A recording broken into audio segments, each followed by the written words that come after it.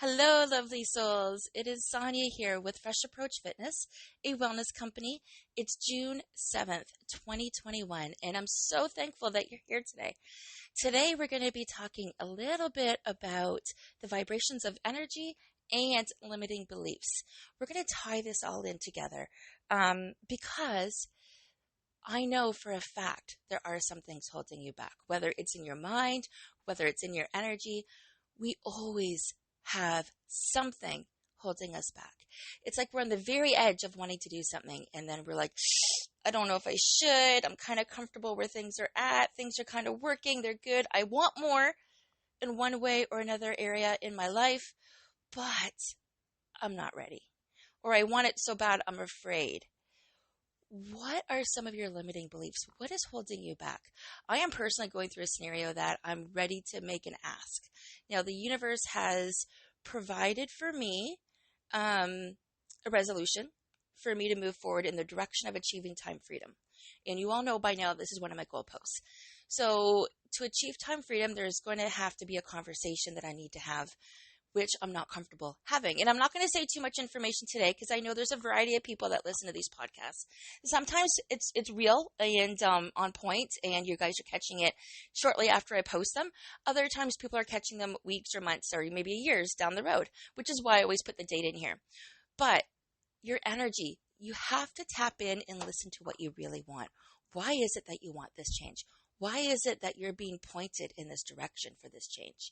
And I am leaving it vague for a couple of reasons because I want you to fuel your own energy, your own thoughts, your own desires into today's space.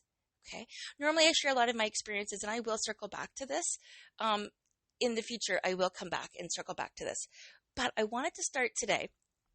We're going to start today with an exercise, a really cool exercise. And I did it this morning when I was listening to my Calm app.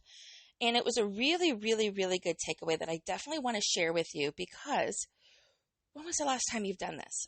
So, what I want to ask you this morning, write a note to your past self about how far you have come. Pause and reflect that for a minute.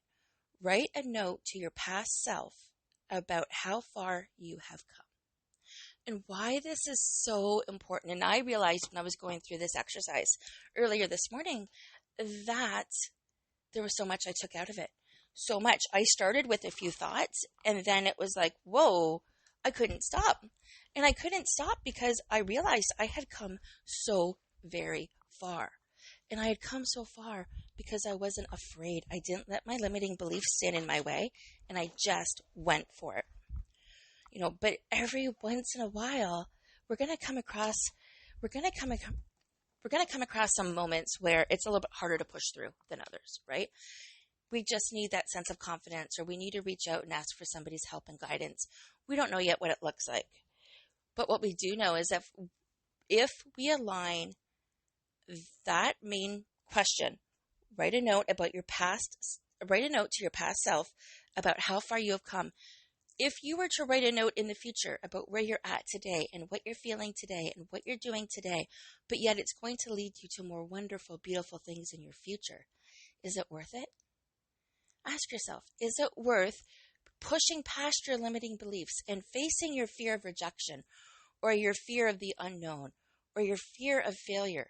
Is it worth that to create an even better life for your future that you're looking for? So when you're writing this letter to your past self in the future, even 6 months from now, is it worth it?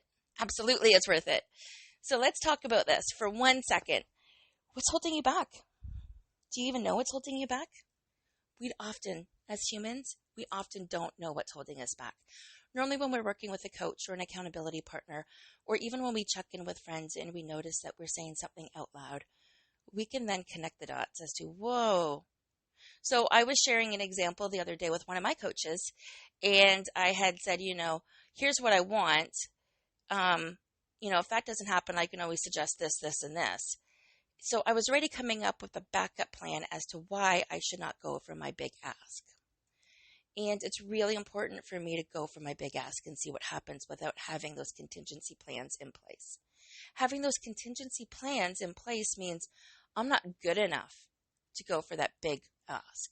But you know what? I am good enough to go for that big ask. And I am going to go for it. I am going to ask for faith and direction and confidence.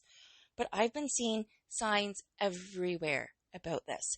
I even did a post up earlier today on my Facebook, and I am going to share this for a minute because I do think this one is pivotal as well. Speaking of messages, so messages come in your life in so many different ways, and we don't often pause to think about it. We don't often pause to think about where they're coming from or why.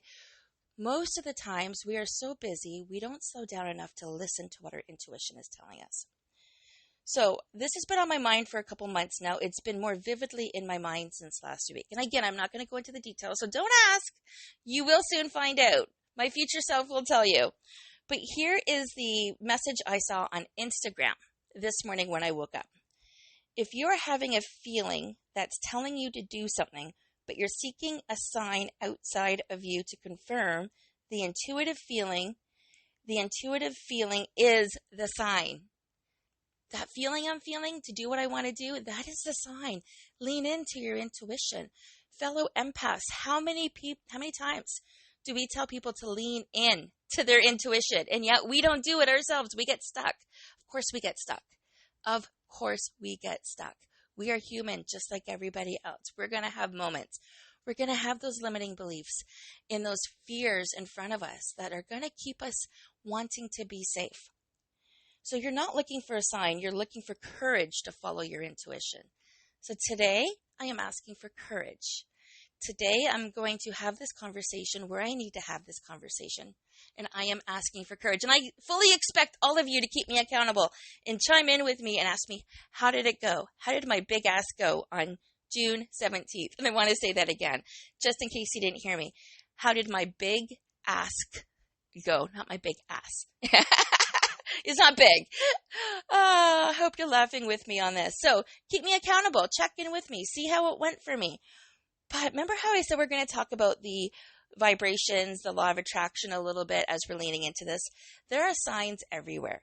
And when you're constantly giving off vibrations of energy, when you think and feel things, which we always are, the law of attraction states that the universe responds to what you are offering the universe. So if I'm happy, the universe is going to give me more happiness. If I'm more joyful, if I'm sad, I'm going to get that back in response. But by the universe giving me more of what I want and increasing my vibration in that area, I want to keep that positive, right? I want to keep that full of joy and laughter and happiness and music and things that are light, because the universe doesn't care if it's good for me or not. It's only responding to my vibration. So how is my vibration going to work when it comes to manifesting? We did a whole podcast episode on manifestations not that long ago, but write out your ideal day. Create an empowering affirmations that support your ideal vision. Now, this makes a big difference. Empowering affirmations. So I'm only touching on the manifesting today, but the empowering affirmations, I did this when it comes to time blocking, and it makes a world of difference. For my money matters, which is me taking a look at my financials, seeing where I'm at, making some adjustments, doing invoicing, things like that. I've actually put a mantra in there. Money matters dash. A CEO knows where her money goes. It makes me lean in and want to do the work. Use those empowering affirmations in your day timer, in your scheduler, when booking appointments with people in your calendar, when booking appointments with yourself. Make them all affirmations. Take a look at your vision board. Practice gratitude. Laugh and have fun. These are some of the ways that you can raise your vibration. Okay? Some of the ways. So why are we talking about raising your vibration and fear of failure? We just talked about how the universe responds to how we feel, because how we feel is being represented in our vibrations. When we're happy, the world gives us more people that are happy. This is why the saying misery loves company is so true, right? You got one person chattering negative thoughts and somebody else is chattering negative thoughts. Pretty soon you're the one chattering negative thoughts. Or you've also heard birds of a feather flock together, right? Same thing, right? It's the exact same thing. So now that we've learned a little bit about keeping our vibrations high, the law of attraction, a little bit about manifesting, and how everybody has fears in their life that they have to face. Even your coaches, if they want to grow up level, elevate to the next level of their life, sometimes, more often than not, we have these big mountains to go through or nothing will change. And I am ready for that change to happen. Whatever it looks like, I am so ready for that change to happen. And I don't think it's going to be a no. I think it's going to be a yes. And I'm going to be met with grace and gratitude on this. And then I'm going to celebrate. Celebrate, celebrate, celebrate. Woo, woo. I hope you all celebrate as well. Oh, speaking of celebrations, my second book is out. Guys, this is so super exciting. Okay, so now I have two international sellers. The second book is called The Magnetic Entrepreneur, and it's called The Blessings of COVID-19. And I did a chapter in there about how COVID changed my life for the better. My chapter is called Pause, Pivot, and Proceed. And it's ironic because that's exactly where I'm at in my stage right now, my stage in life a year later. Pause, pivot, and proceed, and I'm ready to proceed with even more love and attraction, with even more happiness, with even more grace and gratitude. So you guys can get this book on Amazon. It is available there. It's called Magnetic Entrepreneur. I will be getting some copies in. So this is 2 books now. The first book is called The Power of Yes. This one is Magnetic Entrepreneur. Both of these books are co-authored in.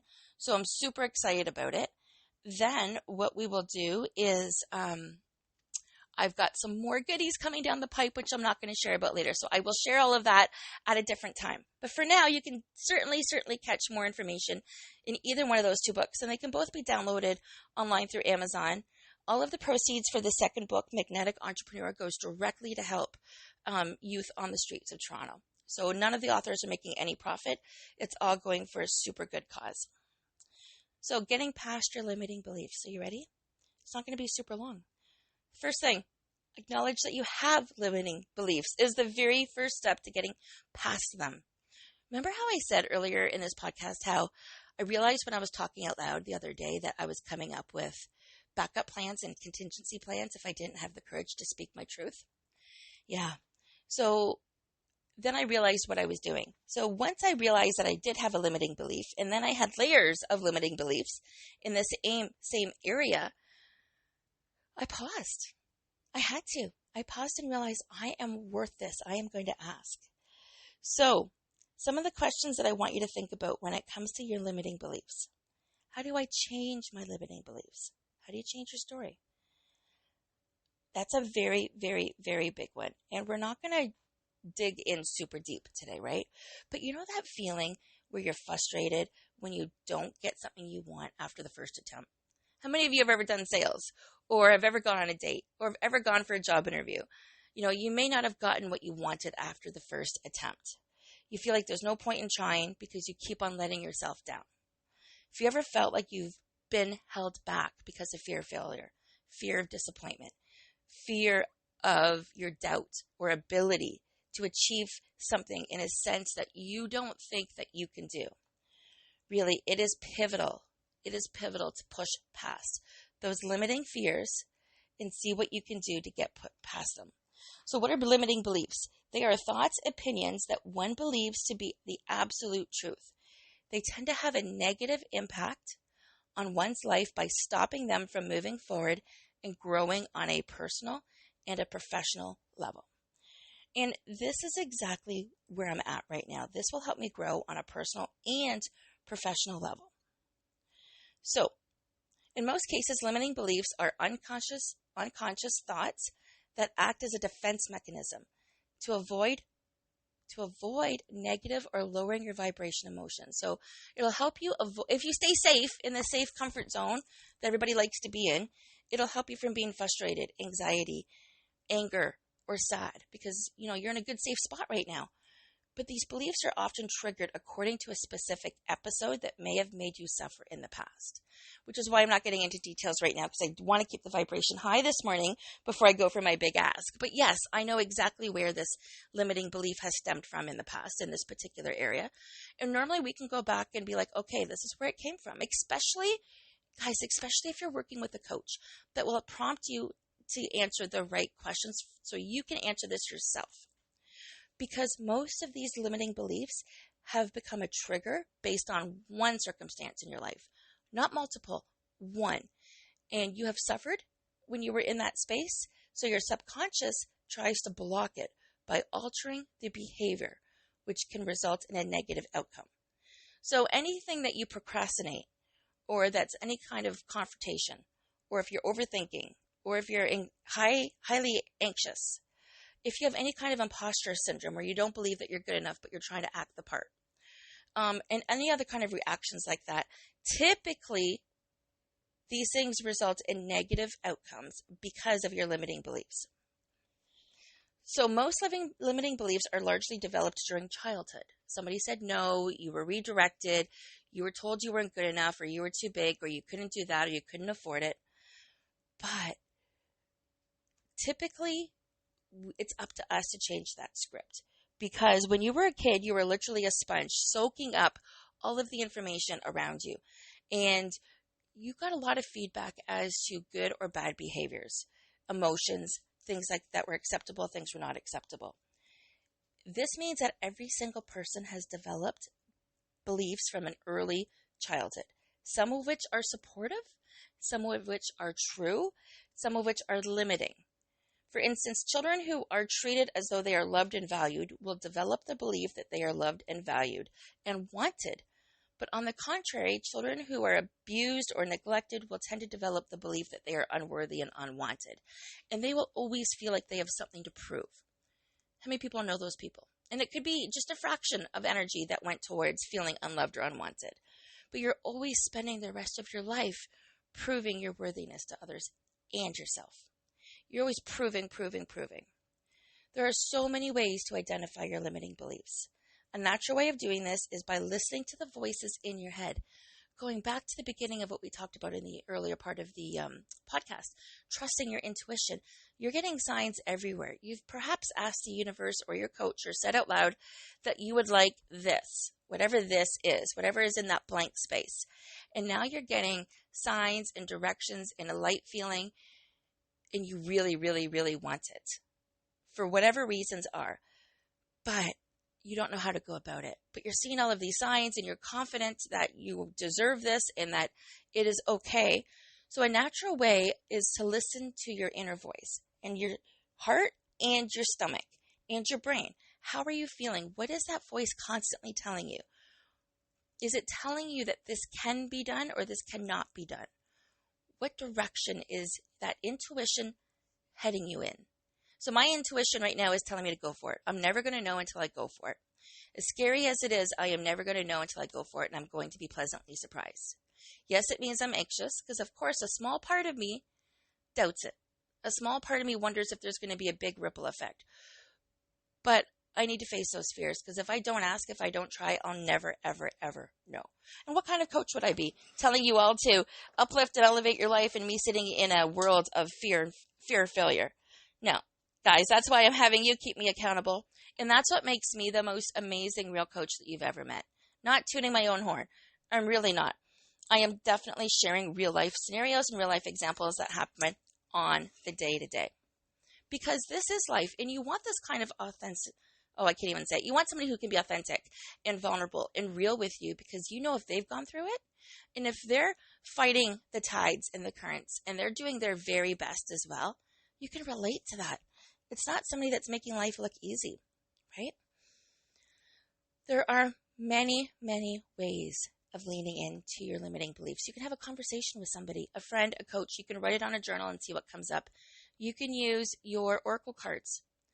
You can just all of a sudden see the messages that are coming through your social media. See the signs. And what are they telling you? So it's not just your intuition. It's what are you actually visualizing that is showing up to give you feedback one way or another. Lean into that, because it takes time to overcome your thoughts and to act on them. And procrastination can be a weakness. It is certainly a weakness for me. Procrastination is a weakness, but yet it's actually a way of fueling my fire as well. And I have to deal with things that are uncomfortable. I definitely procrastinate. But every time people ask me about this and I'm accountable, I do what needs to be done. So when I decided in my mind that this will be a success, it will definitely be a success. Just like everything else I've approached in my life. Pushing past the hard moment and going for the ask. Okay? Because if you're never going to try, you're never, ever, ever going to know. You're never going to know, and you're going to be in the same spot over and over and over again.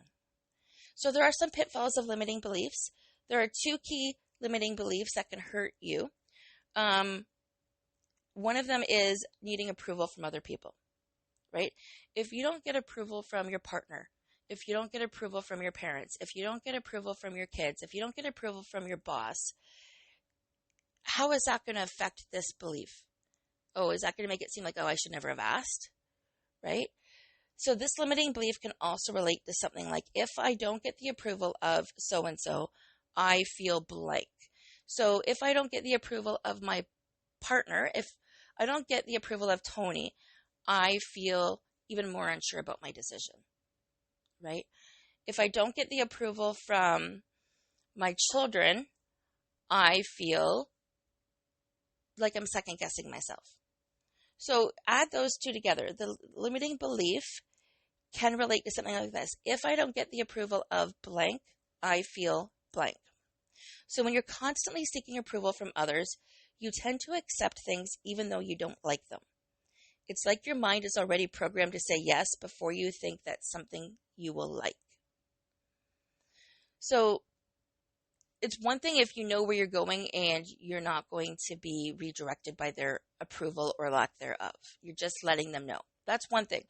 But if you're looking for their approval to help steer your course, really check into how that is making you feel. And are you making those decisions for the right reasons? Because it can have a bandwagon effect, where the fear of being the odd one out or the fear of being bold enough to make this choice can upset somebody else. How is that going to make you feel, right? It's not perfect. I need more time before I share this information. So another limiting belief is making sure that things are perfect, absolutely perfect before you present the information, before you move on to the next step, before you have the exact solutions in place. And I'm not talking a contingency plan here. I'm just talking in general, where you've got your, oh, I don't have all of my bases covered before I go ahead and ask this. Life doesn't demand perfection. It doesn't require you to be consistently fearless, confident, or self-assured. Life simply requires that you keep on showing up. And keep on showing up means going through the hard days. It means going through pushing past those limiting beliefs. So, deep breath. Okay. When it comes to your limiting beliefs, we're going to end this up here. When it comes to your limiting beliefs, identify, reframe, and move forward. We all have limiting beliefs that stop us from achieving our dreams or even our everyday goals. So in order to identify and change those beliefs, you need to work on your self-awareness muscle. The secret to be accountable and to take responsibility for the beliefs that you create for yourself is up to you. So you need to be accountable and take responsibility. Ultimately, you want to get in the practice of recognizing a limiting belief, finding it, discovering it, and reframing it so you take a step forward. Because without a step forward, you're never, ever, ever going to grow. You must be the change you want to see in the world. And change starts with you. Once you start, embrace everybody else the same way. Then you'll see a shift and you will contribute to success and eventually make a world of difference to those around you, to your inner self. You will be so happy and so proud of yourself for doing what you wanted to do and for not letting fear stand in your way. Okay, my friends, this is short and sweet today, but good or bad, I would love to hear your thoughts, what your thoughts are today on limiting beliefs and how they relate to your vibrations, and have me check in with you. Okay, guys? I definitely love hearing from each and every single one of you, so don't be a stranger, and we will be in touch soon. Make it a great week.